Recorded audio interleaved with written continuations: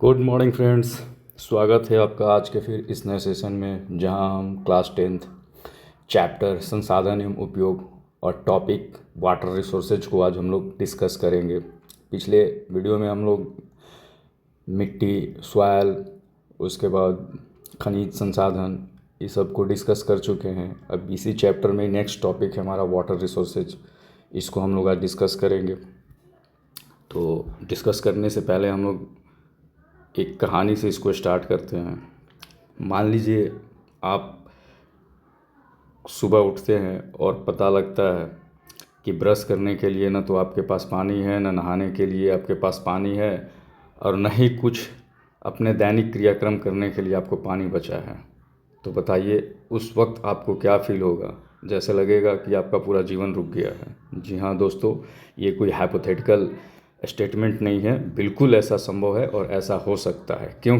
क्योंकि जल जो है, वाटर जो है, हमारे पास एक सीमित संसाधन है। वो सीमित संसाधन इसलिए है कि पृथ्वी का जो कुल क्षेत्रफल है, क्षेत्रफल का लगभग 71% हिस्सा पानी से ढका हुआ है। क्या बोल रहे हैं कि लगभग 71% जो हिस्सा है वो पानी से ढका हुआ है, लेकिन पीने योग्य पानी जो है मात्र 3% ही है। और इसलिए वो पीने योग्य बोला जाता है कि वो मीठा पानी है 3%, और बाकी जो पानी है 97% वो पानी है। जैसे कि जो महासागर में पानी होता है उसी को खारा पानी बोलते हैं, और वो पीने योग्य नहीं होता है। तो उस 3% में मात्र डायरेक्ट जो पानी जिसका हम उपयोग कर सकते हैं वो 0.3% है। कितना है? 0.3%।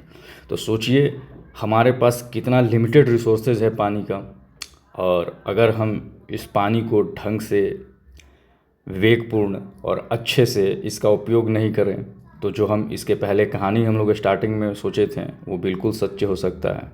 तो जी हाँ, आज हम लोग इसी पे चर्चा करेंगे कि हमारा जो संसाधन है वाटर रिसोर्सेज, जो हमारा जल संसाधन है, किस प्रकार का संसाधन है, कैसे प्राप्त होता है, इसको कैसे बचाया जा सकता है, और अपने जनरेशन मतलब हम लोग इसका उपयोग करते हुए आगे आने वाले जो भविष्य है उसके लिए भी इसको सुरक्षित रखें। इसी पर ये चैप्टर हमारा आज बेस्ट है। तो चलिए स्टार्ट करते हैं। तो जल क्या है हमारा? तो जल एक प्रकार का हमारा संसाधन है, और ये एक सीमित संसाधन है, मतलब ये लिमिटेड है। ऐसा नहीं है कि जो संसाधन ये है वो डेली बढ़ते रह रहा है या बढ़ जाएगा, या इसका हम लोग कैसे भी उपयोग करें उससे इसके स्टोर पे कोई प्रभाव नहीं पड़ेगा। नहीं, ये हमारा लिमिटेड रिसोर्सेज है और नवीकरणीय है। मतलब जल जितना है उतना ही रहेगा, लेकिन ये जल चक्र के द्वारा अपने आप को रिपीट करते रहता है। आगे हम पढ़ेंगे ऐसा कैसे होता है। अब चैप्टर में जल के बाद आपको जल स्रोत के रूप के बारे में बताया गया है कि जल स्रोत का रूप कितने प्रकार का होता है। चैप्टर में जल स्रोत के बारे में बताया हुआ है कि जल के स्रोत, मतलब कहने का मतलब है कि जल जो है कितने स्रोत से हमको प्राप्त होते हैं। तो जल स्रोत हमको विविध रूप से मिलते हैं, मतलब अनेक प्रकार से प्राप्त होते हैं। जैसे कि आपका एक हो जाएगा भूपृष्ठीय जल, भूमिगत जल, और हो जाएगा आपका वायुमंडलीय जल, महासागरीय जल। तो चलिए इन सबको हम एक एक करके समझने का प्रयास करते हैं कि भूपृष्ठीय जल किसे कहते हैं। भूपृष्ठीय जल जो कहने का मतलब है कि धरातल पर यानी ज़मीन पर जो जल हमें प्राप्त होता है उसी को हम भूपृष्ठीय जल कहते हैं। मतलब ज़मीन पर हम लोग जितने हमारे मैदानी भाग में, हमारे आसपास में, नदी में, तालाब में, इस प्रकार के जितने भी चीज़ हैं उनमें जो जल प्राप्त होता है उसी को हम क्या कहते हैं? भूपृष्ठीय जल। भूपृष्ठीय जल का मुख्य स्रोत वर्षा होता है। भूपृष्ठीय का मुख्य स्रोत क्या होता है? वर्षा होता है। और ये वर्षण का मतलब जो पानी होता है, बारिश होता है, उसका 20% भाग वाष्पित होकर वायुमंडल में चला जाता है। भूपृष्ठीय जल का 20% भाग वायुमंडल में चला जाता है। तो हम लोग किताब का लाइन बाय लाइन न समझकर हम लोग इसका कॉन्सेप्ट जो है वो समझने का प्रयास करेंगे। आप देखते रहिए, जो चीज़ हमारे बुक में दिया हुआ उन सबको हम देखेंगे, लेकिन किताब के पॉइंट ऑफ व्यू से नहीं और लाइन बाय लाइन नहीं। हम लोग उसको अपने आम जो हमारे जीवन में जो उससे प्रैक्टिकली जो जो चीज़ हमसे रिलेटेड है या हम जो चीज़ को आसानी से समझ सकते हैं हम उसी तरीके से उसको समझने का प्रयास करेंगे। तो हम लोग बात कर रहे थे भूपृष्ठीय जल। तो भूपृष्ठीय जल उसको कहते हैं जो हमारे ज़मीन पर स्थल एरिया में अर्थात नदी तालाब में जो पानी हमको दिखाई देता है वो भूपृष्ठीय जल है। इसका मुख्य स्रोत क्या है, मतलब नदी तालाब में पानी का आने का मुख्य स्रोत क्या है, तो बारिश है। अब आता है भूमिगत जल। भूमिगत जल मतलब जो जल जमीन के अंदर होता है उसी को हम भूमिगत जल कहते हैं। जो जल जमीन के अंदर होता है उसी को हम क्या बोलते हैं, भूमिगत जल बोलते हैं। फॉर एग्जाम्पल जैसे पानी के अंदर अगर हम हैंड पंप हमको डालना होता है तो हैंड पंप मतलब चापाकल जो हमको डालना होता है, तो चापाकल डालने के पहले हम क्या करते हैं, पाइप उसमें नीचे ले जाते हैं। तो अगर नीचे पानी नहीं रहता तो हमको हैंड पंप से पानी कहाँ से आता, नहीं आता। तो इस जो पानी के अंदर जल है उसी को हम क्या कहते हैं, भूमिगत जल। और इस भूमिगत जल का ही एक दूसरा नाम है जिसे हम कहते हैं भौम जल। क्या कहते हैं इसको, भौम जल। अब आता है वायुमंडलीय जल। तो वायुमंडलीय जल का मतलब है कि आप अब सोचिएगा कि वायुमंडल में जल कैसे है, तो वायुमंडल में मौजूद जो जलवाष्प हो गया, बादल हो गया, ये सब क्या है, वायुमंडल में मौजूद जल है और इसी को वायुमंडलीय जल कहते हैं। अब नेक्स्ट आता है महासागरीय जल। तो महासागर में जो जल मिलता है उसे महासागरीय जल कहते हैं। तो ये हमारा अब खत्म होता है जल स्रोत का रूप। अब आते हैं कि जल संसाधन का वितरण। जल संसाधन का वितरण कि जल संसाधन कहाँ कहाँ पर कितना है। तो पृथ्वी, पता है कि हमारा पृथ्वी जो है दो गोलार्धों में बटा हुआ है, एक उत्तरी गोलार्ध है और एक दक्षिणी गोलार्ध है। तो उत्तरी गोलार्ध में जो एरिया है, उत्तरी गोलार्ध का जो एरिया है वो वहाँ पर स्थल एरिया ज़्यादा है। स्थल एरिया कहने का मतलब है कि उस एरिया में लैंड साइड बहुत ज़्यादा है, मतलब ज़मीन ज़्यादा है, वहाँ पर लोगों की घनी बस्ती है और वहाँ पे ज़्यादा जल स्रोत नहीं है। लेकिन वही दक्षिणी गोलार्ध में बहुत सारा, जितने भी बड़े बड़े महासागर हैं, जितने भी सागर हैं, ज़्यादातर इसी गोलार्ध में पाए जाते हैं। इसलिए हम ये भी बोलते हैं दक्षिण गोलार्ध को जल गोलार्ध भी बोला जाता है। तो क्वेश्चन आपका यहाँ से ये बन सकता है कि जल गोलार्ध किस गोलार्ध को कहते हैं, तो जल गोलार्ध दक्षिण गोलार्ध को कहते हैं। और स्थल गोलार्ध किस गोलार्ध को कहते हैं, तो स्थल गोलार्ध हम उत्तरी गोलार्ध को कहते हैं। तो यहाँ से ये आपका समाप्त हुआ। अब आते हैं हम कि जल जो है यहाँ से स्टार्ट करने से पहले हम लोग यहाँ पे एक बिल्कुल इम्पॉर्टेंट पॉइंट है उसको हम लोग देखने का प्रयास करेंगे कि जो ब्रह्मपुत्र और गंगा नदी है, हमारे देश की जो ब्रह्मपुत्र गंगा नदी है, विश्व की 10 सबसे बड़ी नदियों में से एक है। विश्व की सबसे 10 बड़ी नदियों में से एक है। और यहाँ पे एक इन्फॉर्मेशन और हम आपको देना चाहेंगे कि विश्व की जो सबसे लंबी नदी है वो कौन सी नदी है, नील नदी है। विश्व की सबसे लंबी नदी कौन है, नील नदी है। और भारत की सबसे लंबी नदी जो है वो कौन है, गंगा नदी है। तो चलिए हम आगे देखते हैं, आगे क्या है। आगे है जल संसाधन का उपयोग। तो ये बताइए कि जल संसाधन जो है उसका हम उपयोग कैसे कैसे करते हैं।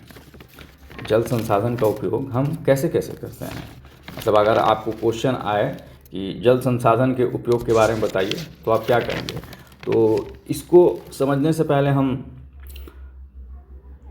कहानी जैसा इसको समझ लेते हैं कि जल संसाधन का उपयोग कैसे कर पाएंगे। तो हम लोग को पता है कि बिना जल के जीव जंतु, पेड़ पौधा, कुछ भी हो, उनका जीवन संभव नहीं है। अगर जल नहीं रहेगा तो क्या कोई व्यक्ति जिंदा रह पाएगा, क्या पेड़ पौधे जीवित रह पाएंगे, नहीं रह पाएंगे। तो बिना जल के न जीव रहेगा, न जंतु रहेगा, न पेड़ रहेगा, न पौधा रहेगा। बिना जल के खेती नहीं हो पाएगा, बिना जल के पेड़ पौधे नहीं जम पाएंगे, बिना जल के कल कारखानों का चलना संभव नहीं हो पाएगा, बिना जल के यातायात सुविधा नहीं हो पाएगी। क्योंकि जल से ही हम एक महाद्वीप से दूसरे महाद्वीप पानी जहाज, बड़े बड़े शिप से हम जाते हैं। हमारे पास और भी साधन है, लेकिन जल का जो यातायात मतलब ये साधन है, ये भी एक सुगम और सस्ता साधन होता है। तो इस प्रकार जल का उपयोग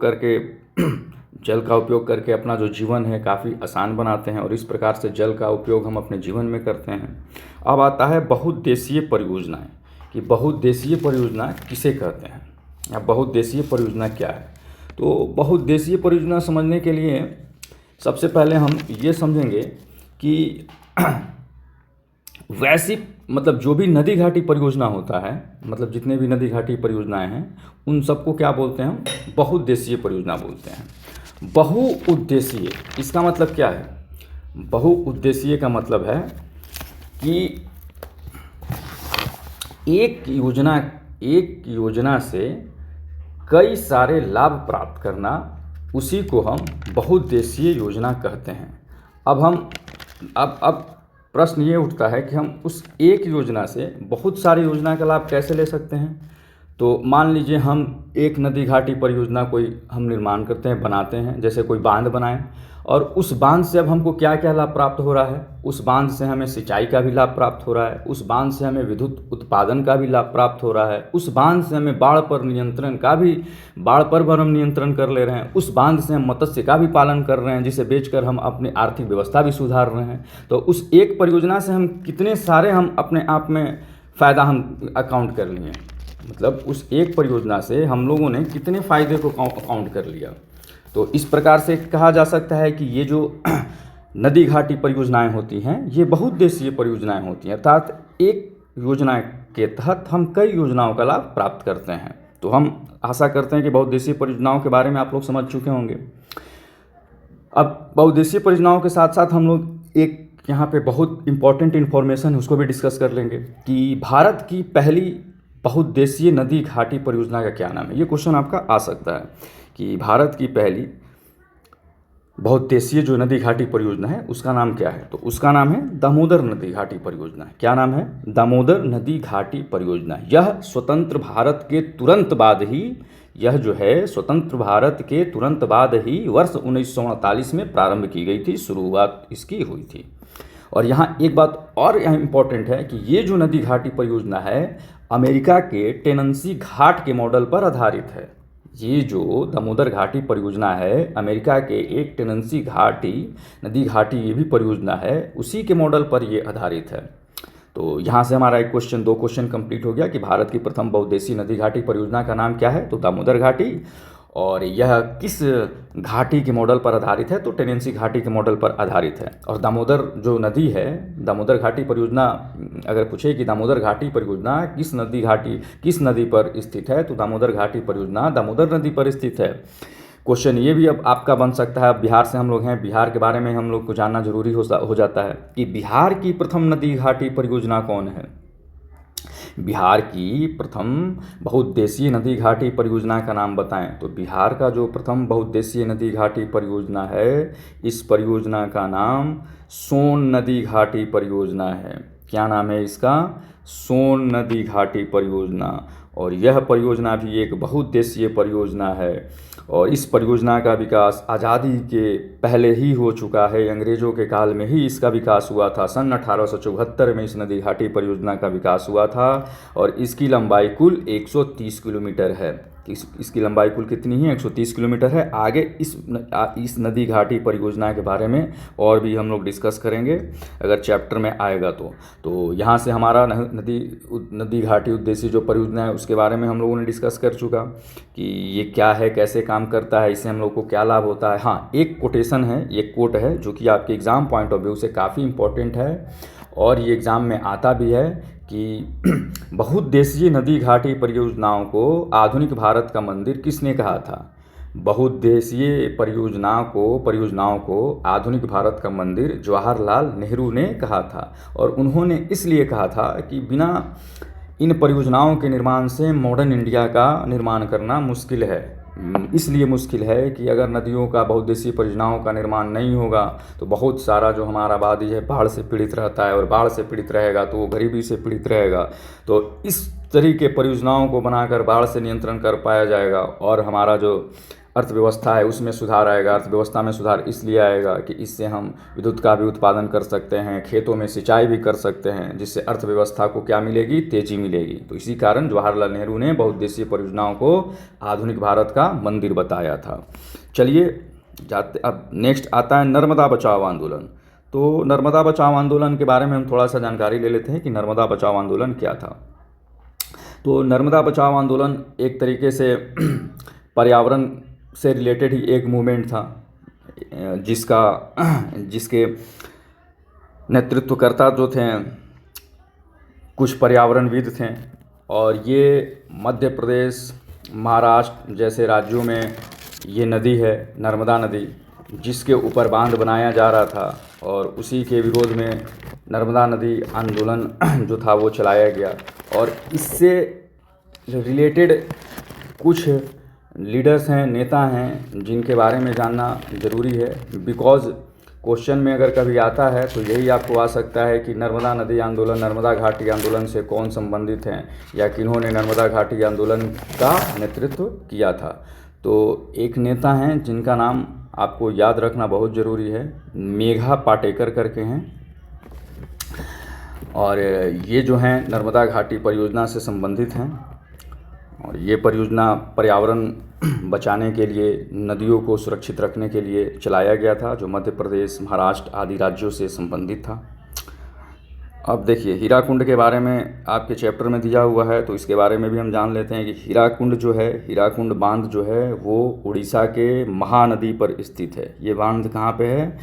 हीराकुंड जो बांध है उड़ीसा के महानदी पर स्थित है, और ये भी क्या है? एक बहुउद्देशीय नदी घाटी परियोजना है। और एक बहुउद्देशीय नदी घाटी परियोजना से कितने लाभ हम प्राप्त कर सकते हैं, ये हम लोग समझ चुके हैं, देख चुके हैं। चलिए हम लोग अब आगे बढ़ते हैं।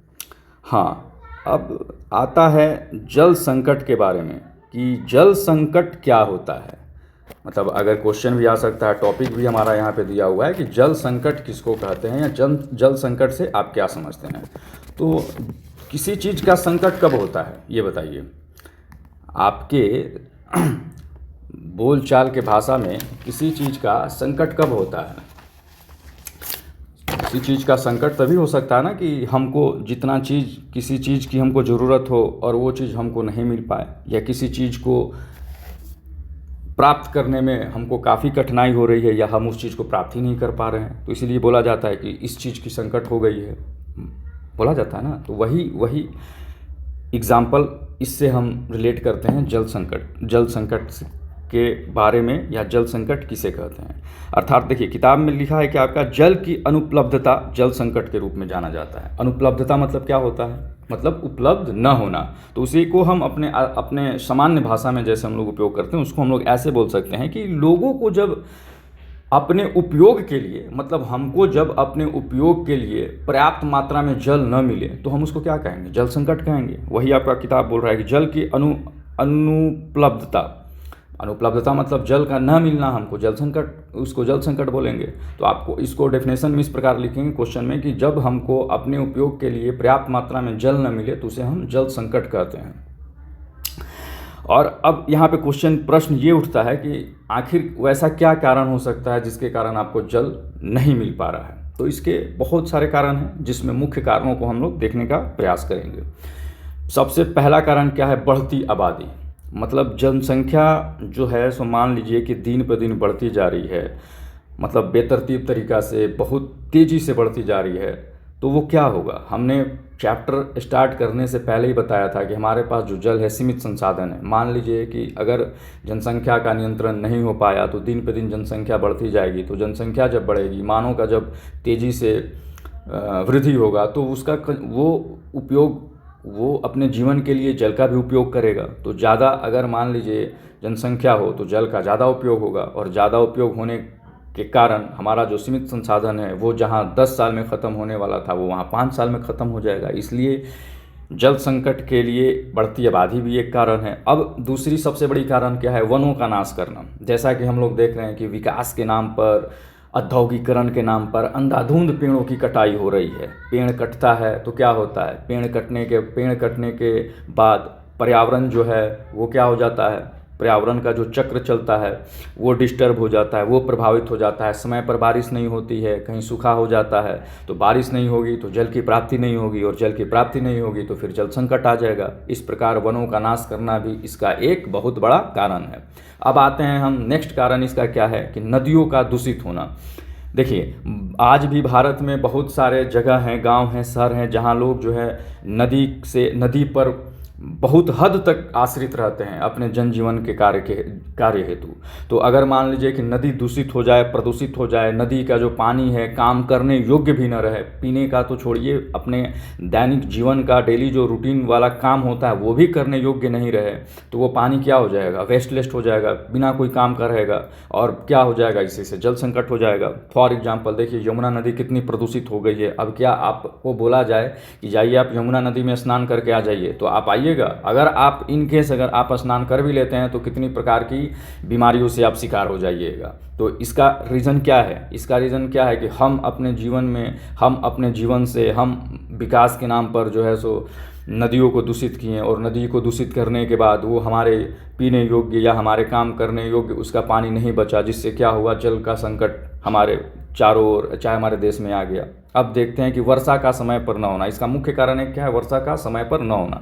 अगर वर्षा जो है समय पर नहीं होगा तो नदियाँ क्या रहेंगी, सूखी रहेंगी, तालाब सूखे रहेंगे, और इस प्रकार पानी की प्राप्ति हम तक उतना नहीं हो पाएगी जितना हो पाता है, और इससे भी क्या होगा, हमारा जल संकट और भी गहरा हो जाएगा। तो हम आशा करते हैं कि ये समझ चुके हैं हम लोग कि जल संकट क्या है और जल संकट के मुख्य कारण क्या होते हैं। चलिए नेक्स्ट पे हम लोग चलते हैं। अब आता है जल संरक्षण एवं प्रबंधन की क्या आवश्यकता है। तो ये तो अब आप बता ही सकते हैं कि जल संरक्षण एवं प्रबंधन की क्या आवश्यकता है। तो चैप्टर के स्टार्टिंग में ही हम लोगों ने एक बात कही थी कि जल जो है हमारे पीने योग्य काफ़ी कम मात्रा में है और ये सीमित है। अर्थात जल जो है काफ़ी कम मात्रा में, 3% जो जल है वही जल मीठा जल है, और उसी मीठे जल को हम लोग पीने योग्य मान सकते हैं। और उस 3% में भी 0.3% ही हम डायरेक्ट उसको मतलब प्राप्त कर सकते हैं। उस 3% में मात्र 0.3% को ही हम डायरेक्ट प्राप्त कर सकते हैं, क्योंकि वही 0.3% हमारे भूमिगत जल के रूप में पाए जाते हैं। और बाकी जो जल है वो ग्लेशियर्स में, जो बड़े बड़े बर्फ़ के ग्लेशियर होते हैं, बर्फीले जो चट्टान होते हैं, उसके रूप में पाए जाते हैं। तो अगर इस प्रकार का जो ये संसाधन जो है सीमित है, तो इस सीमित संसाधन को अपने और आने वाले भविष्य में जो हमारा जनरेशन है, भविष्य में जो आने वाली पीढ़ी है, उसके लिए क्या करना होगा, इसको बचा कर रखना होगा। अगर हम नहीं बचाएंगे तो हमारे उपयोग के लिए भी ये कमी हो जाएगा, और आगे आने वाले जो हमारे पीढ़ी है उनके लिए ये खत्म हो जाएगा, जिससे उनका जीवन संभव नहीं हो पाएगा। इसलिए इसका संरक्षण करना बहुत ज़रूरी है। तो आशा करते हैं आप लोग समझ गए होंगे कि जल संरक्षण की आवश्यकता क्यों है, प्रबंधन की आवश्यकता क्यों है। अब हम लोग देखते हैं, अब इसको समझने का हम लोग प्रयास करते हैं कि हम लोग आखिर वो कौन सा उपाय करें जिससे हमारा जल जो है संरक्षित रहे, जल का प्रबंधन बढ़िया से हो सके। तो जल की संरक्षण मतलब जल को संरक्षित करने के लिए हम आपको कुछ मुख्य उपाय है जो हम यहाँ पे डिस्कस करेंगे, और जो हम लोग बहुत आसान भाषा में इसको समझने का प्रयास करेंगे। जैसे कि पानी को बर्बाद करने से हमको बचाना होगा, पानी को बर्बाद हम नहीं करेंगे।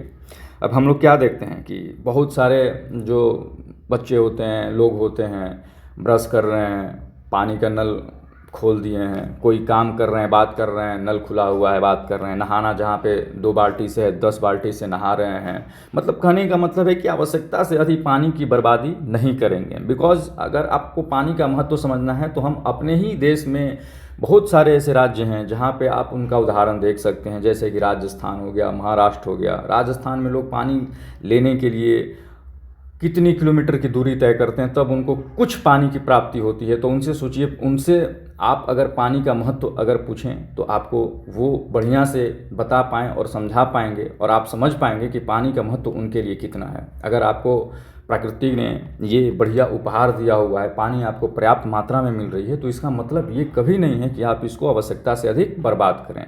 पानी की ठीक है, पानी का आप उपयोग करिए, लेकिन जितनी आपकी आवश्यकता हो उतनी ही आप उपयोग करिए। इसी को हम क्या कहते हैं कि पानी को बर्बाद करने से बचाना है। अब दूसरा आता है बारिश का पानी बचाना। अब हमको मान लीजिए जल संरक्षण करना है, पानी को संरक्षित करना है, तो हम क्या करेंगे, जो बारिश हो रही है उस बारिश की पानी को हम संरक्षित करेंगे, बारिश के पानी को हम बचा के रखेंगे।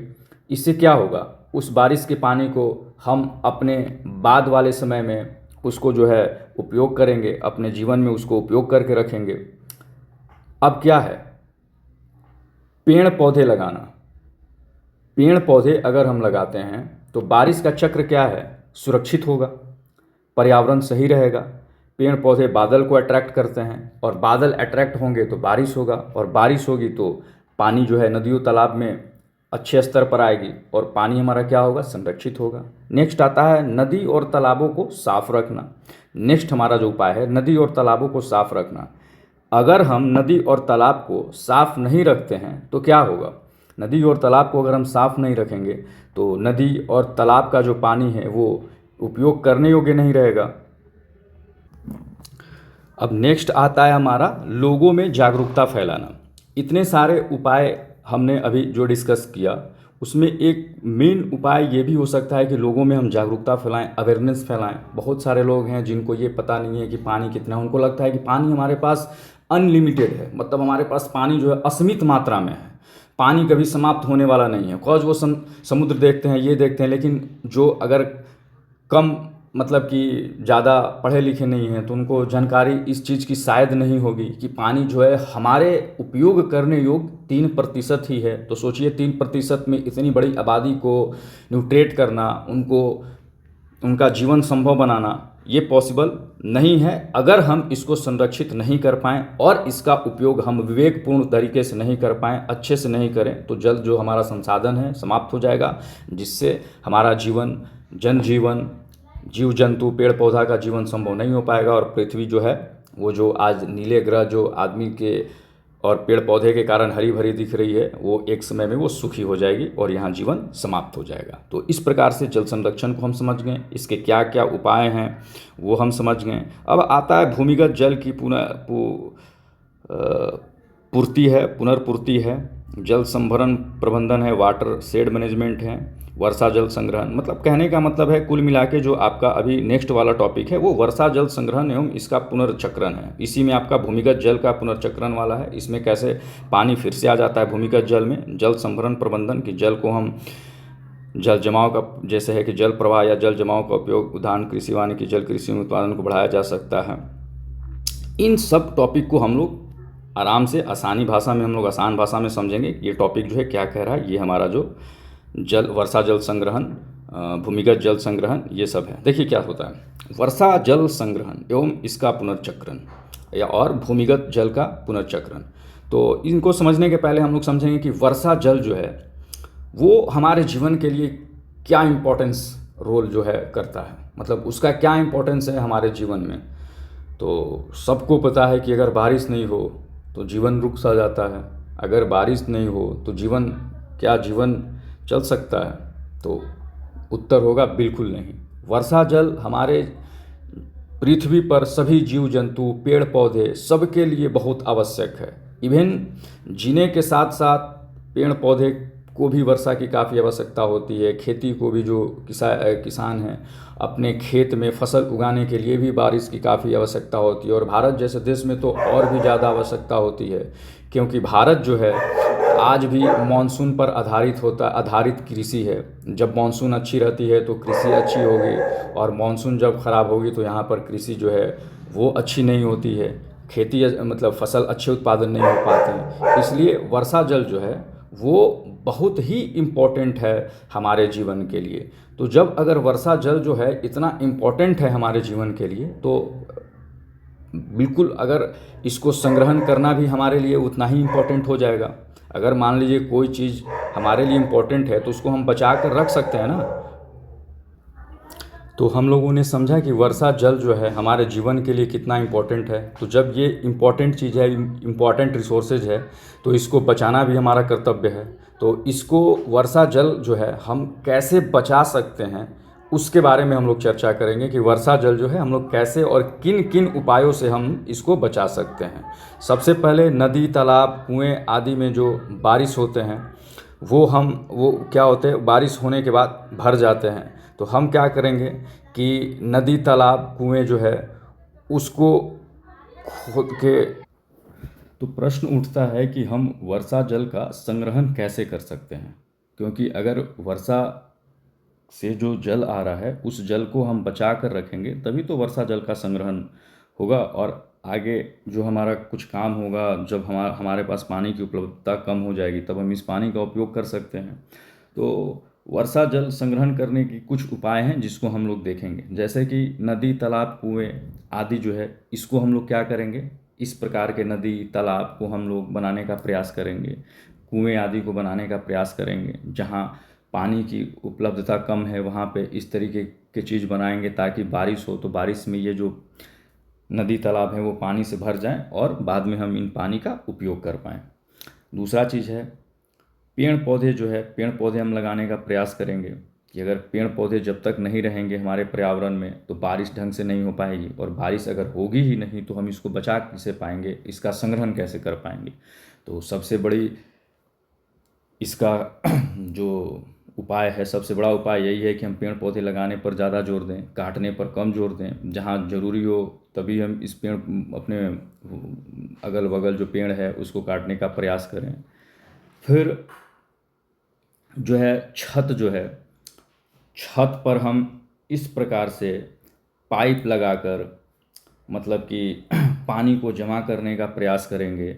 मान लीजिए घर की छत है तो छत पर हम या तो टंकी रख दें या बहुत बड़े ड्राम रख दें। उन ड्राम में क्या होगा, पानी जमा हो जाएगा, पानी इकट्ठा हो जाएगा, और उस पानी में, उस जमे हुए पानी में पाइप लगाकर हम उससे अपना मतलब हमारे जीवन में जो काम है पानी का उपयोग है उससे हम कर सकते हैं। इवन उस पाइप को हम अपने खेत तक भी लाकर उसमें सिंचाई का भी काम कर सकते हैं। अब इन पानी जो बारिश का पानी है, बारिश के पानी को जमा करके हम साफ करके अपने दैनिक जीवन में भी इसका प्रयोग कर सकते हैं। तो इस प्रकार हम इसको समझने का प्रयास कर चुके हैं कि वर्षा जल जो है मानव जीवन में किस प्रकार अपना रोल अदा करती है और इसका संग्रहण कैसे किया जाता है। अब हम एग्जाम्पल के तौर पे देखते हैं कि राजस्थान में कुछ जगह है, जैसे जैसलमेर है। इन लोगों ने खादीन तथा अन्य क्षेत्रों में जोहड़ के नाम से इनका एक चीज़ है जिसको जोहड़ बोला जाता है। अर्थात हम लोग समझने का प्रयास करेंगे कि जोहड़ और खादीन राजस्थान में क्या बोला जाता है। तो जोहड़ और खादीन जो है राजस्थान में इसी तरीके से गड्ढे, तालाब खोद कर पानियों को जमा करने की विधि को ही जोहड़ कहा जाता है। तो ये आपको क्वेश्चन आ सकता है कि पानियों को इकट्ठे करने की जो जोहड़ विधि है वो कहाँ पर पाई जाती है, तो वो राजस्थान में पाई जाती है। एक और यहाँ से इम्पोर्टेंट चीज़ हमको मिलता है कि विश्व में बारिश सबसे ज़्यादा कहाँ होती है, तो भारत में ही एक ऐसा स्थान है जहाँ पर बारिश सबसे ज़्यादा होती है, और वो पूरे विश्व में सबसे ज़्यादा बारिश वो वहाँ की गिनी जाती है। तो वो जो जगह है मेघालय का मोनसीरोम है। उस जगह का क्या नाम है, मोनसीरोम। इसके पहले चेरापूंजी था और वो भी मेघालय में ही था। तो पूछा जाए कि भारत में सबसे ज़्यादा बारिश कहाँ पे होती है, तो मोनसीराम में, और मोनसीराम कहाँ पे है, तो मेघालय है। तो इस प्रकार से हम लोग ये पूरे का पूरा जो चैप्टर है वो हम लोग कंप्लीट करने का प्रयास किए, और शायद ये हमारा चैप्टर जो है कंप्लीट हो चुका है। अब देखिए लास्ट में एक सोन नदी घाटी परियोजना के बारे में है, जो हम लोगों ने इसके पहले चैप्टर स्टार्ट पहले से होने के पहले इसको डिस्कस किए थे। तो देख लेते हैं इसके बारे में थोड़ा बहुत कि सोन नदी घाटी जो परियोजना है क्या है। तो सोन नदी घाटी परियोजना एक प्रकार की नदी घाटी परियोजना है, और नदी घाटी परियोजना को हम क्या बोलते हैं, बहुउद्देशीय परियोजना कहते हैं। और बहुउद्देशीय परियोजना इसको किस लिए कहते हैं ये भी हम लोग को पता है कि एक परियोजना के तहत हम कई लाभों की प्राप्ति करते हैं, जिस कारण इसे हम बहुउद्देशीय परियोजना कहते हैं। ये परियोजना मुख्य रूप से वहाँ पे भूमि को, वहाँ खेतों को सिंचाई करने हेतु ब्रिटिश काल में इसको बनाया गया था, और इसका प्रारंभ 1874 में हुआ था, और इसकी कुल लंबाई 130 किलोमीटर थी। और ये जो नहर है, ये जो बहुउद्देशीय जो परियोजना है सोन नदी घाटी परियोजना, ये पटना, गया, औरंगाबाद जिले को लगभग 3 लाख हेक्टेयर भूमि को क्या करता है, सिंचित करता है। ये मेनली जो कैमूर रोहतास वाला जो एरिया है, मेनली मुख्य रूप से, वैसे तो ये डिस्ट्रिक्ट्स भी इससे मतलब सिंचे जाते हैं, लेकिन मेनली वो रोहतास और कैमूर वाले जो एरिया हैं वहाँ पर पानी की कमी को पूरा करने के लिए इसको बनाया गया था। और ये जो है पानी मतलब कि इससे वहाँ पर पानी की उपलब्धता और पानी इतनी पर्याप्त मात्रा में उस एरिया को मिला। रोहतास और कैमूर जो जिला है वहाँ पे पानी की मात्रा इतनी पर्याप्त मात्रा में हो गई कि आज वो जो है बिहार का चावल का कटोरा कहा जाता है, अर्थात चावल का उत्पादन हमारे बिहार में सबसे ज़्यादा उसी क्षेत्र से होता है। तो जहाँ एक वो पर्वतीय मतलब पठारी एरिया है, वहाँ पे केवल वो होता है, डालमिया नगर हो गया, रोहतास हो गया, रोहतास की पहाड़ी, कैमूर की पहाड़ी, उस एरिया में पानी को पहुंचाकर वहां के खेत को सिंचित करना, ये कैसे पॉसिबल हुआ? ये बहुउद्देशीय नदी घाटी परियोजना से ही पॉसिबल हुआ। तो इसीलिए नेहरू जी ने बहुउद्देशीय नदी घाटी परियोजना को आधुनिक भारत का मंदिर कहा था। और क्यों कहा था, इसका रीज़न हम लोग इस नदी घाटी परियोजना के तहत देख सकते हैं। तो इस प्रकार से ये चैप्टर हमारा समाप्त होता है, और जो कि हम अपने भाषा में हम लोग इसको समझने का प्रयास किए हैं, और आशा करते हैं कि आप जो भी इसमें टॉपिक था, मेन कोर टॉपिक था, कोर पॉइंट था, उसको हम लोग समझ चुके होंगे। अब आगे जो हम लोग देखते हैं क्वेश्चन है, क्वेश्चन पे भी हम लोग डिस्कस कर लेते हैं। और आगे जो है आपका क्वेश्चन का सारा क्वेश्चन आंसर का भी हम इस पे क्वेश्चन आंसर लिखा हुआ है, वो भी आप उसको स्क्रीनशॉट ले लीजिएगा, डाउनलोड जो भी है कर लीजिएगा। बाकी हम लोग क्वेश्चन डिस्कस भी कर लेते हैं। जैसे पहला क्वेश्चन है ऑब्जेक्टिव क्वेश्चन, और जो भी ऑब्जेक्टिव है आपका इन्हीं सब क्वेश्चन से, इन्हीं ऑब्जेक्टिव क्वेश्चन आपका एग्जाम में भी आने वाला है। चलिए हम लोग डिस्कस कर लेते हैं। वृहद क्षेत्र में जल की उपस्थिति के कारण ही पृथ्वी को क्या कहते हैं? तो पृथ्वी को हम क्या कहते हैं? नीला ग्रह कहते हैं। क्या कहते हैं? नीला ग्रह कहते हैं। क्यों कहते हैं? कि पृथ्वी पर सबसे ज़्यादा जो क्षेत्र में फैला हुआ, सबसे ज़्यादा एरिया में फैला हुआ जो चीज़ है वो क्या है? जल है। कितना परसेंट में फैला हुआ है? 75% पे फैला हुआ है। और लेकिन ये 75% में बहुत कम ही मात्रा है जो जल हमारे पीने योग्य है, जो कि कितना है? 3% है। तो पृथ्वी को हम नीला ग्रह कहते हैं। नीला ग्रह इसलिए कहते हैं कि पृथ्वी पर जल की मात्रा अधिक है। नेक्स्ट क्वेश्चन हम देखते हैं कि कुल जल का कितना प्रतिशत भाग महासागरों में प्राप्त होता है? तो कुल जल का 96.5%, ऐसे आपको एग्जैक्ट शायद है, लेकिन यहाँ पे 96.6 है, तो ये भी आपका सही हो सकता है कि कुल जल का 96.6% भाग महासागरों में निहित है, यानी उसी में स्थित है। अब देखते हैं कि देखिए क्वेश्चन आ ही गया, जो हम आपको बार बार बोल रहे थे कि डिस्कस करने के लिए क्वेश्चन आता है। देखिए, देश के बांध को किसने भारत का मंदिर कहा था? अर्थात बहुउद्देशीय नदी घाटी परियोजनाओं को भारत की आधुनिक भारत का मंदिर किसने बोला था? तो हमारे पंडित जवाहरलाल नेहरू ने बोला था। यहाँ पे सी ऑप्शन होगा। अब देखिए नेक्स्ट क्वेश्चन है कि प्राणियों के शरीर में कितना प्रतिशत जल की मात्रा निहित होती है? तो ये आपका बायो का भी क्वेश्चन है, और ज्योग्राफी में भी आपका दे दिया है कि प्राणियों के शरीर में जल की मात्रा जो है 60% निहित होती है। कितना परसेंट निहित होती है? 60%। तो ये हमारा जो आंसर है ख, जो हमारा आंसर हो जाएगा यहाँ पे हो जाएगा सही। अब आता है बिहार में अति जल दोहन से किस तत्व का संकेंद्रण है? तो बिहार में अति जल दोहन से आपका जो संकेंद्रण है, अर्थात संकेंद्रण बढ़ा है, मतलब बिहार में अति जल दोहन किसको कहते हैं? मतलब आवश्यकता से अधिक जल को निकालना, आवश्यकता से अधिक जल को निकालना ही अति जल दोहन कहा जाता है। तो अति जल दोहन से यहाँ पे किस चीज़ का संकेंद्रण बढ़ा है? तो यहाँ पे फ्लोराइड का संकेंद्रण, सॉरी हाँ ये फ्लोराइड यहाँ पे फ्लोराइड का संकेंद्रण बढ़ा है। तो हमारा कौन सा आंसर सही हो जाता है? ए आंसर सही हो जाता है। अब इसमें क्या हुआ? नहीं सॉरी, यहाँ पे फ्लोराइड नहीं, ऑर्गेनिक होगा। बिहार में अति जल दोहन से किस तत्व का संकेंद्रण बढ़ा है? तो ऑर्गेनिक का संकेंद्रण बढ़ा है। और फ्लोराइड का संकेंद्रण महाराष्ट्र और राजस्थान जैसे एरिया में बना है। तो यहाँ पे इसको सही कर लीजिएगा। बिहार में अति जल दोहन से किस तत्व का संकेंद्रण बढ़ा है? तो ऑर्गेनिक का बढ़ा है। और अगर पूछे कि फ्लोराइड का संकेंद्रण भारत के किन राज्यों में बढ़ा है? तो फ्लोराइड का संकेंद्रण जो है महाराष्ट्र और राजस्थान जैसे स्थानों पर बढ़ा है। अब हमारा ऑब्जेक्टिव क्वेश्चन यहाँ से खत्म होता है। अब हम देखते हैं बहुउद्देशीय नदी घाटी परियोजना। अब शॉर्ट टाइप वाला जो आंसर है उसको हम लोग देखने का प्रयास करते हैं कि बहुउद्देशीय नदी घाटी परियोजना किसे कहते हैं। तो बहुउद्देशीय नदी घाटी परियोजना से आप क्या समझते हैं? तो हम लोग क्वेश्चन चैप्टर स्टार्ट होने से पहले ही हम लोग इसके बारे में डिस्कस कर चुके हैं, फिर से हम लोग इसको डिस्कस कर ले रहे हैं, और आपका आंसर क्वेश्चन आंसर भी इसका आपको लिखा हुआ मिल जाएगा कि बहुउद्देशीय नदी घाटी परियोजना मतलब ऐसी नदी घाटी परियोजना जिस एक परियोजना से हमें कई प्रकार का लाभ होता है, उसी को हम बहुउद्देशीय नदी घाटी परियोजना कहते हैं। जैसे एक नदी घाटी परियोजना से हमें सिंचाई का भी लाभ प्राप्त होता है, हमें बिजली बनाने विद्युत उत्पादन का भी लाभ प्राप्त होता है, और हम वहाँ से जो है बाढ़ नियंत्रण भी कर सकते हैं, और हम वहाँ से मत्स्य पालन भी कर सकते हैं, जिसे हमारा अपने आर्थिक स्थिति को भी हम सुधार सकते हैं। तो ये हमारा क्वेश्चन का आंसर हो गया। अब नेक्स्ट क्वेश्चन है कि जल संसाधन के क्या उपयोग हैं, लिखें। तो जल संसाधन के उपयोग के बारे में आप नहीं लिख सकते हैं।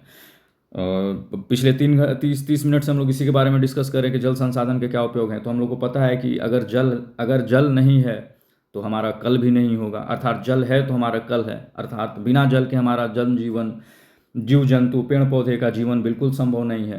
तो इसका उपयोग क्या क्या हो सकता है, मेन 3-4 कारण हम बता देंगे कि जीव जंतुओं के पानी के लिए, खेतों की सिंचाई के लिए, कल कारखानों के लिए, यातायात के लिए, सब चीज़ के लिए जल संसाधन बहुत उपयोगी है। अब नेक्स्ट आता है अंतर्राज्यीय जल विवाद के क्या कारण है। तो पहले हम लोग ये समझेंगे कि अंतर्राज्यीय जल विवाद कहते किसको हैं। अंतर्राज्यीय जल विवाद किसको कहते हैं, तो हम लोग इसका आंसर जो है इस प्रकार देंगे, या हम लोग पहले इसको समझेंगे कि जब दो या दो से अधिक राज्य, जब विवाद किस में होता है, एक आदमी से तो विवाद होगा नहीं आपका, जब भी विवाद होगा तो वहाँ पे 2 आदमी आपका होगा तभी आपस में विवाद करेगा, या 2 से अधिक होगा। तो इस प्रकार यहाँ पे भी वही चीज़ लागू होता है कि जब 2 राज्य या 2 से अधिक राज्य किसी नदी के जल के लिए आपस में विवाद करते हैं, उसी को हम अंतर्राज्यीय जल विवाद कहते हैं। क्या कहते हैं, उसी को अंतर्राज्यीय जल विवाद कहते हैं। अब देखते हैं कि इसका कारण क्या है। तो इसका मुख्य कारण यही है कि जो दोनों राज्य है, वो दोनों राज्य जल का अधिकतम हिस्सा उपयोग करना चाहता है। वो राज्य बोलेगा कि हम इतना जल उपयोग करेंगे अब उस नदी के पानी का, और दूसरा राज्य बोलेगा कि हम भी उतना उपयोग करेंगे, जो कि पॉसिबल नहीं हो पाता है। और इसी कारण जो है उन दोनों राज्यों में क्या हो जाता है, जल, उस जल के लिए विवाद हो जाता है, जिसे हम अंतर्राज्यीय जल विवाद कहते हैं। मतलब मुख्य रूप से इस विवाद का कारण जल का अधिकतम हिस्सा उपयोग करने से है। जैसे कि एग्जाम्पल में हम दे सकते हैं कावेरी जल विवाद। कावेरी जल विवाद जो है प्रसिद्ध जल विवाद है भारत का, जो कर्नाटक और तमिलनाडु राज्य में, कर्नाटक और तमिलनाडु राज्य के बीच है कावेरी जल विवाद। तो इस प्रकार से ये भी आंसर हम लोग इसको लिख देंगे। अब आता है कि जल संकट क्या है। तो हम लोग संकट के बारे में भी डिस्कस कर चुके कि संकट आखिर कहते किसको हैं, अर्थात जब हमको जल जो उपयोग करना है, वो उपयोग करने के लिए भी जल हमको प्राप्त न मिल पाए, प्राप्त न हो, तो उसको हम लोग क्या कहेंगे, जल संकट कहेंगे। कि लोगों को जब अपने उपयोग के लिए भी पर्याप्त जल प्राप्त न हो, तो उसको हम क्या कहेंगे, जल संकट कहेंगे। और इसके मुख्य कारण क्या है, तो जल संकट के मुख्य कारण आप नहीं बता सकते हैं कि जल संकट के मुख्य कारण जो हम लोग इसके पहले डिस्कस किए हैं कि वनों का नाश करना, बढ़ती आबादी, नदियों का दूषित होना, वर्षा का समय पर न होना, ये 3-4 पॉइंट आप आराम से लिख सकते हैं और आपका आंसर कंप्लीट हो जाएगा। अब लास्ट क्वेश्चन है कि भारत की नदियों के प्रदूषण के कारणों का वर्णन कीजिए। तो भारत की जो नदी हैं उनके प्रदूषण के कारण क्या हो सकते हैं। और पहले तो हम लोग प्रदूषण के बारे में समझ लें कि प्रदूषण कहते किसको हैं। तो प्रदूषण उसको कहते हैं कि जैसे कि हमारे अगल बगल जो भी हमारा जो वातावरण है, हमारा जो भी पर्यावरण है, पर्यावरण में विषैले तत्व का मिल जाना, बस इसका सिंपल इसका डेफिनेशन यही है कि पर्यावरण में विषैले तत्व का मिल जाना और उसका उपयोग जीवन में हानिकारक होना ही प्रदूषण कहलाता है। और जो नदी है, एक नदियों में प्रदूषण जो है एक प्रकार के जल प्रदूषण का उदाहरण है। और नदियों के प्रदूषण का जो कारण है मुख्य रूप से क्या क्या है उसको हम लोग देखने का प्रयास करेंगे। जैसे घरेलू गंदा पानी जो सीवेज है उसका नदियों में मिल जाना क्या है, वो भी प्रदूषण का कारण है नदियों का। दूसरा, कल कारखानों से निकला हुआ जो कचरा है वो भी जो पानी में मिल रहा है वो भी क्या है, नदियों को प्रदूषण कर रहा है। खेतों में रसायन का प्रयोग, आजकल हम जो खेत में इतने रसायन का प्रयोग कर रहे हैं, बारिश जब होती है तो वो रसायन क्या होता है, बहकर वो नदी में जाकर मिल जाता है, जिससे नदी का पानी दूषित हो जाती है। अपशिष्टों का नदियों में त्याग, जो भी कूड़ा कचरा होता है, लोग मल त्याग कर देते हैं, उसी में जाकर मवेशी पशु जो मर जाता है उसको फेंक देते हैं, बहुत सारे चीज़ों को उसमें त्याग कर देते हैं, तो उससे क्या होता है, नदी जो है दूषित हो जाता है, जिससे हम लोग उस नदी के पानी का उपयोग नहीं कर पाते हैं। तो इस प्रकार से ये भी आपका क्वेश्चन का आंसर हो गया। अब डिस्कस कर लेते हैं कि अब जो आपका दीर्घ उत्तरीय प्रश्न जो है, मतलब आपका लास्ट टाइप वाला जो क्वेश्चन है उसके बारे में हम लोग डिस्कस कर लेते हैं। और वो क्वेश्चन क्या है कि जल संरक्षण से आप क्या समझते हैं। तो जल संरक्षण तो हम लोग चैप्टर के स्टार्टिंग में ही हम लोग ने पढ़ा कि जल संरक्षण क्या होता है, जल को संरक्षित क्यों किया जाता है। तो चलिए हम लोग जल संरक्षण के बारे में समझ लेते हैं कि जल संरक्षण क्या होता है। जल संरक्षण का जैसे कि मतलब यही होता है कि पानी को बचा कर रखना, खुद के लिए भी और खुद के आने वाले जो पीढ़ी है उसके लिए भी, उसी को जल संरक्षण कहते हैं। संरक्षण का मतलब ही होता है किसी को बचा कर रखना। तो जल को अपने कल के लिए बचा कर रखना ही जल संरक्षण कहलाता है। ये सिंपल सा डेफिनेशन आप दे सकते हैं। और इसका इस्तेमाल हम विवेकपूर्ण से करते हैं। जल का जो संरक्षण करने के लिए इसके क्या क्या उपाय हैं, तो इसके उपाय मेन जो है उसको हम लोग पॉइंट वाइज देख लेंगे कि जल का इस्तेमाल हम विवेकपूर्ण से करेंगे, पहला पॉइंट हो जाएगा। दूसरा पॉइंट आपका हो जाएगा पानी को हम बर्बाद नहीं करेंगे, मतलब पानी को जो है आवश्यकता से अधिक हम उपयोग नहीं करेंगे। तीसरा जो है बारिश के पानी का जो होता है, बारिश का पानी जो है उसको हम बचा कर रखेंगे ताकि आगे हम इसका उपयोग कर पाएँ। चौथा जो है पेड़ पौधे लगाएंगे। अगर पेड़ पौधे नहीं लगेंगे तो बारिश का जो चक्र है वो सही नहीं हो पाएगा, और बारिश नहीं हो पाएगा तो सूखा हो जाएगा और जल हमको प्राप्त नहीं हो पाएगा। नेक्स्ट क्वेश्चन है, नदी और तालाब को साफ रखेंगे, और नदी और तालाब को अगर हम साफ नहीं रखेंगे तो पानी जो है दूषित हो जाएगा, और पानी जो दूषित हो जाएगा उस पानी को हम उपयोग नहीं कर पाएंगे। तो नदी और तालाब को साफ रखना भी जल संरक्षण के लिए बहुत ज़रूरी चीज़ है। लोगों में जागरूकता भी फैलाएंगे कि हाँ भाई देखिए, पानी हमारे पास लिमिटेड मात्रा में है, इसका हम जो उपयोग है, इसका जो हम लोग खर्चा जो करते हैं हम लोग ढंग से करें। लिमिटेड रिसोर्स है, अगर ढंग से नहीं करेंगे तो हमको भी एक समय ऐसा आएगा कि पानी नहीं मिलेगा, और हमारी जो आने वाली पीढ़ी है जो भी होगी उसको भी पानी पर्याप्त मात्रा में नहीं मिल पाएगी, जिससे उनका जीवन जो है संभव नहीं हो पाएगा। तो ये सब चीज़ जो है उनको भी बताएंगे। तो ये क्वेश्चन का भी आपका आंसर हो गया। अब लास्ट क्वेश्चन आपका जो बच रहा है वो ये है कि वर्षा जल की मानव जीवन में क्या भूमिका है, इसके संग्रहण एवं पुनर्चक्रण के विधियों का उल्लेख करें। अर्थात कह रहा है कि वर्षा जल जो है हमारे लिए क्या उपयोगी है और उसका संग्रहण और पुनर्चक्रण कैसे किया जा सकता है। तो इसको भी हम लोग डिस्कस कर चुके हैं, और काफ़ी आसानी से आप लोग इसका आंसर लिख देंगे। जैसे कि वर्षा जल हमारे लिए क्यों उपयोगी है भाई, तो वर्षा जल अगर नहीं रहे तो मानव जीवन जो है संभव नहीं हो पाएगा, जीव जंतु नहीं जी पाएंगे, पेड़ पौधे नहीं लग पाएंगे, बिकॉज बिना बारिश के, बिना पानी के पेड़ पौधे ग्रो नहीं हो पाएंगे, मतलब जो फसल है फसल का उत्पादन नहीं हो पाएगा। इसलिए हमारे जीवन में ये काफ़ी इंपॉर्टेंट रोल अदा करते हैं। वर्षा जल जो है मुख्य स्रोत इनका जो है धरती पर पानी का मुख्य स्रोत है। वर्षा जल जो होता है धरती पर पानी का एकदम बिल्कुल मुख्य स्रोत है। मतलब अगर बारिश नहीं हो तो हमारे जो भूमिगत जल के बारे में हम लोग चैप्टर के पहले पढ़े थे, भूमिगत जल का हम लोग क्या पढ़े थे, भूमिगत जल का मुख्य स्रोत क्या है, बारिश है। तो भूमिगत जल जो है वो हमारा खाली हो जाएगा, जिससे हम लोग अपने जीवन में बहुत सारे जो काम है वो नहीं कर पाएंगे। अब यहाँ पे क्वेश्चन आता है कि इसके संग्रहण, मतलब इसको हम लोग कैसे बचा कर रखते हैं। तो देखिए हम लोग इसको कैसे बचा कर रखते हैं। वर्षा जब होती है तो वर्षा जल को बचाने के लिए हम लोग घर के अपना जो छत होता है, छत पर बड़ा सा टंकी या बड़ा सा ड्राम बनाकर उस पानी को इसमें स्टोर करने का प्रयास करेंगे, ताकि उसको अपने मतलब अपना जब काम पानी का हमको लगे, जब पानी का यूज हो तब उसमें हम पाइप लगाकर उस पानी का यूज कर पाएँ।